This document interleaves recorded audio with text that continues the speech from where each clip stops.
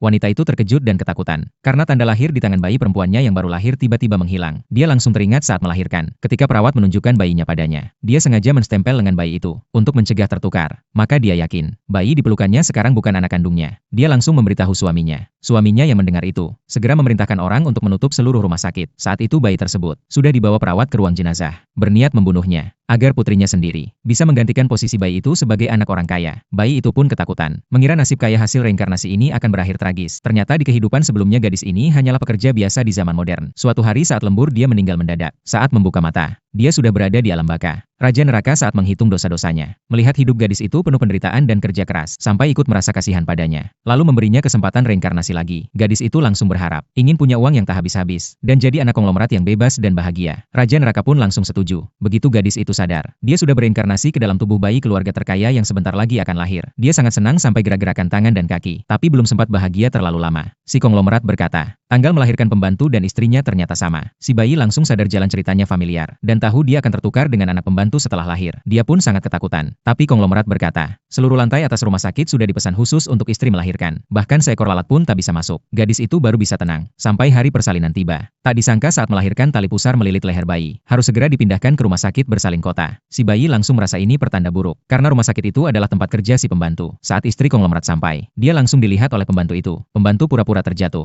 agar bisa melahirkan lebih awal. Setelah melahirkan, datang seorang perawat yang hendak membawa bayi untuk dibersihkan. Tanpa disadari, perawat itu adalah penyamaran si pembantu. Gadis itu mengingat kehidupan keras sebelumnya, dan tak mau nasib kaya ini hilang begitu saja. Dia langsung pura-pura pingsan, membuat pembantu mengira dia sudah mati. Pembantu melihat bayi tak bergerak lagi, langsung melepaskan tangannya. Gadis itu melihat kesempatan, langsung menangis. Istri konglomerat yang mendengar tangisan, meminta perawat membawa bayi ke pelukannya. Karena panik, pembantu langsung menukar dua bayi itu, dan menyerahkan bayi palsu ke tangan suami konglomerat. Setelah melihat bayi itu, istri konglomerat pun tenang. Pembantu melihat mereka tidak curiga, langsung pergi, berencana menghilangkan bayi asli selamanya. Tanpa dia tahu, istri konglomerat di dalam kamar, langsung sadar bayi di pelukannya bukan anaknya. Suaminya pun menyadari ada penukaran bayi, langsung memerintahkan pengamanan rumah sakit dan lakukan penyelidikan. Di saat yang sama, pembantu itu sudah membawa bayi ke ruang jenazah, demi menghapus semua jejak. Dia ingin membunuh bayi gadis itu. Saat hendak memasukkan bayi ke dalam freezer, tiba-tiba muncul anak laki-laki kecil. Pembantu mengira hanya anak kecil biasa, jadi dia menyuruhnya pergi. Katanya dia sedang bekerja. Tak disangka anak laki-laki itu langsung tahu dia bukan perawat asli, karena sepatu perawat asli semuanya berwarna putih dan sol lembut. Sedangkan pembantu tak tahu aturan ini, dan memakai sepatu hitam. Pembantu pun beralasan salah pakai sepatu. Tapi anak laki-laki itu tetap tidak percaya. Dia langsung minta lihat apakah bayi itu benar-benar sudah meninggal. Pembantu takut identitasnya terbongkar, lalu mendorong anak laki-laki itu dengan keras, dan meletakkan bayi ke dalam ruang jenazah. Di saat genting, anak laki-laki itu langsung menarik lengan pembantu dengan kuat, sambil berteriak keras. Teriakan itu langsung menarik perhatian si konglomerat. Di saat bersamaan, siaran rumah sakit mengumumkan ada bayi hilang. Pembantu sadar konglomerat sudah tahu soal penukaran bayi. Dia harus